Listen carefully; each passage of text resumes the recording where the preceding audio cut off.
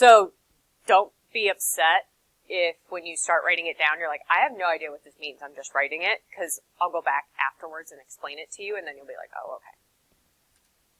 And remind me, I've got your tests that I can pass back.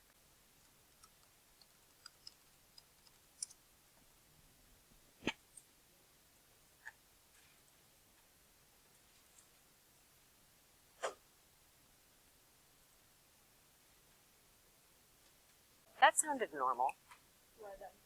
Yeah.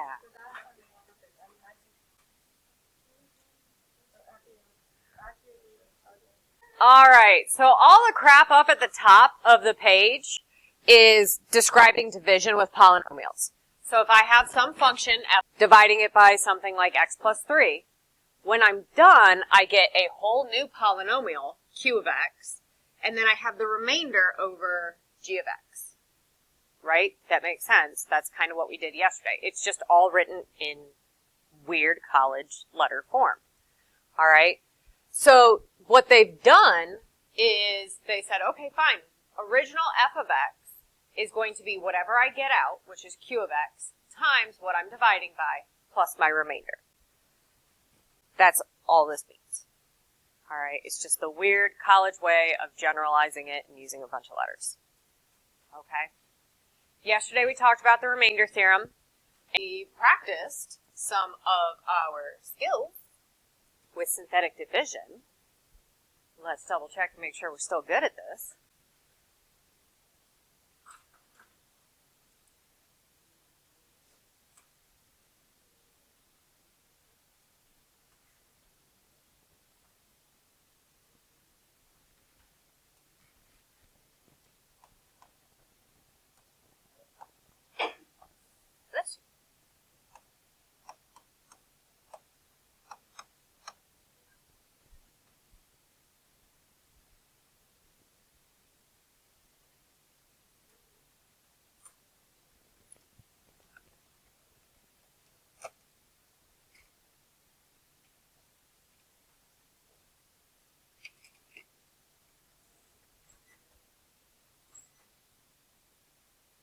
Why did I write it too? What is wrong with me?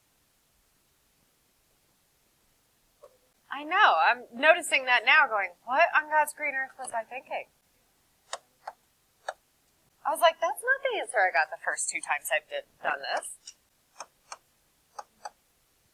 There we go. Negative 29 per remainder. Okay. So, this is my answer, and this bottom part is the remainder of x. All that crap from earlier. Does that make sense? This one's the remainder.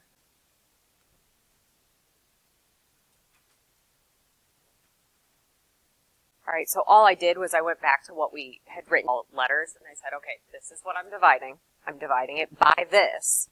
I get q of x for my answer, and then I get my remainder over here. This divided by that. That's it.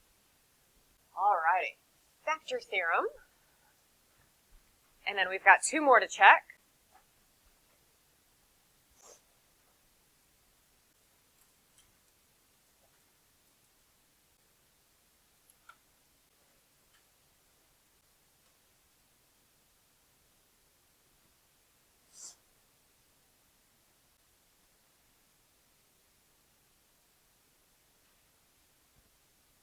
Now, what do you guys think you're going to do for this one?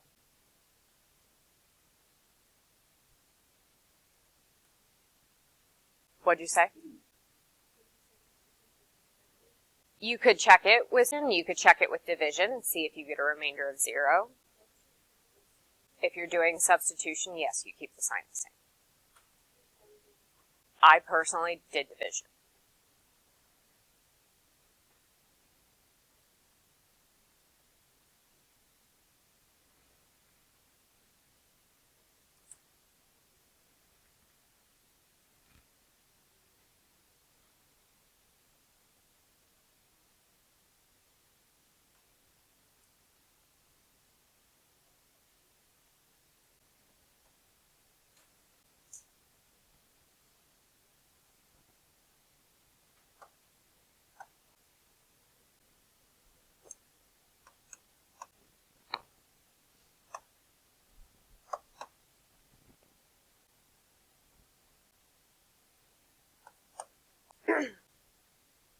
So if you don't bother to finish it, because I'm not going to get a 0 for a remainder.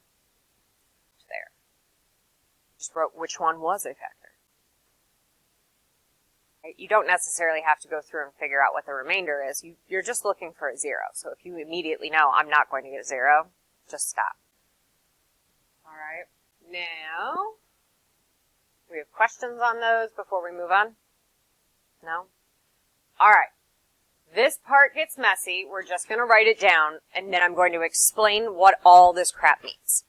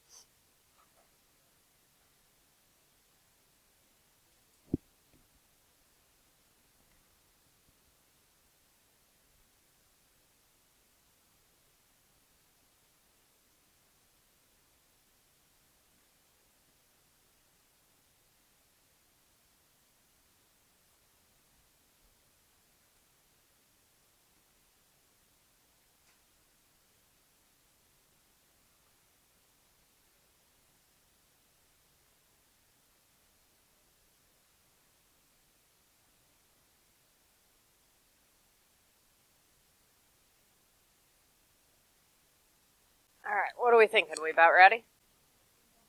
Okay.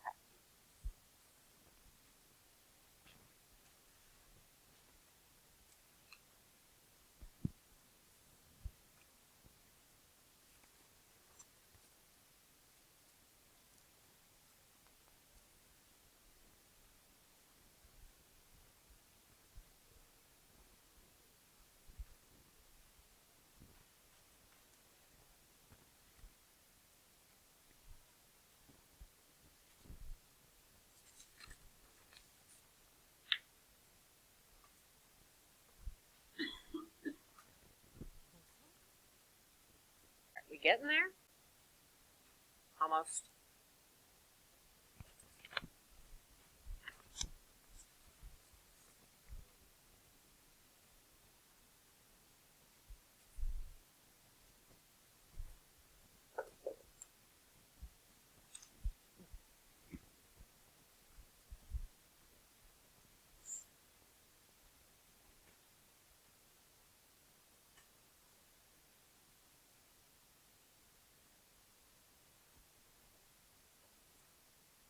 All right, so if you haven't already, I would write in the table. It doesn't matter how many rows you have, just at least do the columns. All right, so this part is not going to make any sense until we actually do it. Then I'm going to go back and like re-go through the words that you just wrote down, because until you do it, it's like, okay, that makes nothing. All right, so what happens with this is we're trying to figure out how many positive zeros, so on the positive x-axis, how many negative zeros, so on the negative x-axis, and then imaginary zeros a polynomial could possibly have. Okay? So step one is you need to figure out your... So this first term to this second term, did I change my signs?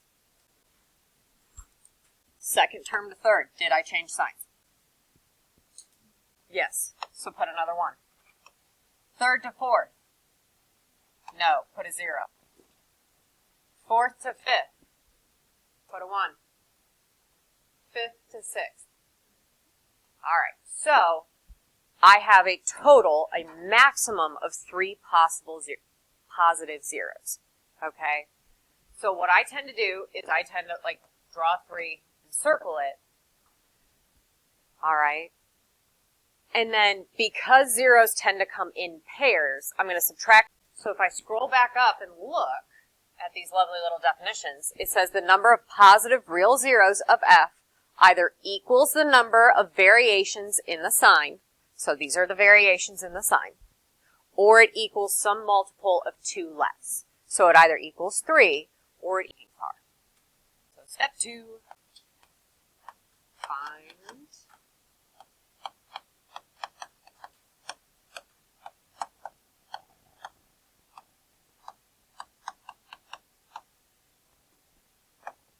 we're told to look at f of negative x. That's not a parenthesis. All right, so when it's f of negative x, which terms are going to change sign? Yeah, the ones with the odd exponents. So just the ones with odds are going to change the sign. So my first one's odd, an exponent, so that's going to change sign. Second term stays the same. It's even. This one changes. It's the same. Changes. It's a constant, so nothing happens.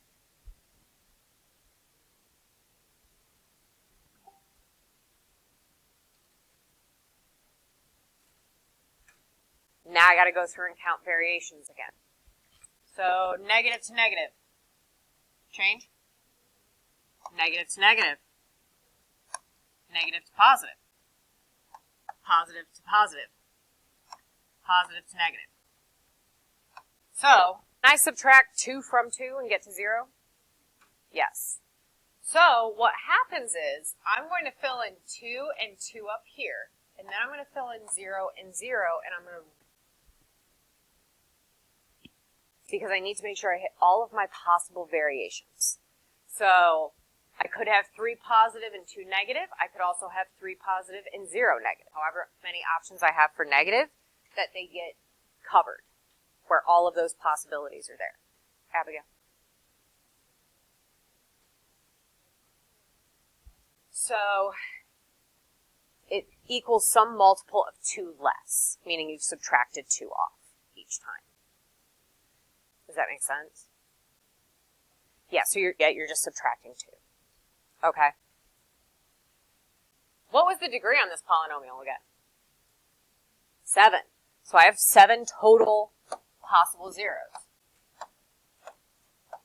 All right. Now when it comes to imaginary, imaginary has to come in even pairs, like Noah's Ark. They have to go marching 2 by 2. Why do they have to come marching 2 by 2? What do imaginary zeros have? They've got the eyes, right? So you need the conjugate pairs. So for these, they all have to be even.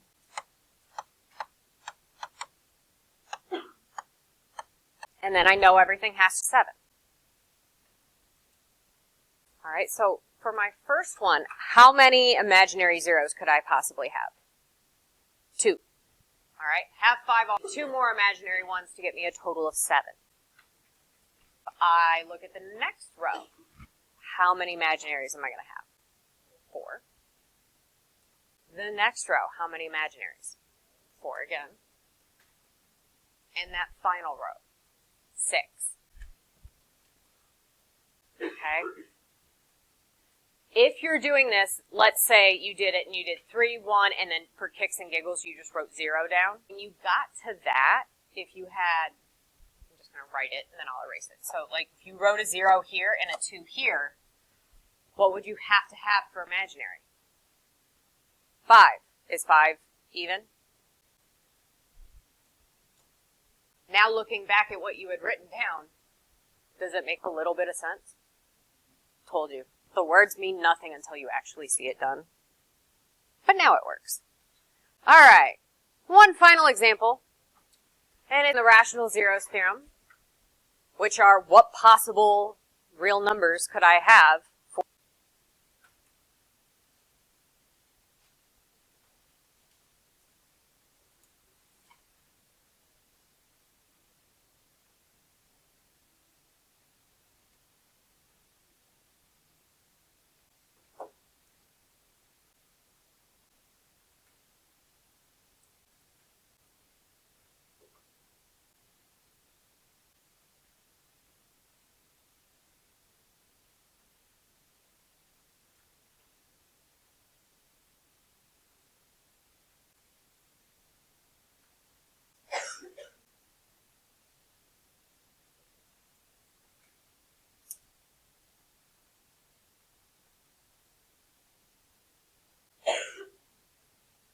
Alright, so if you had me last year, you've seen this before.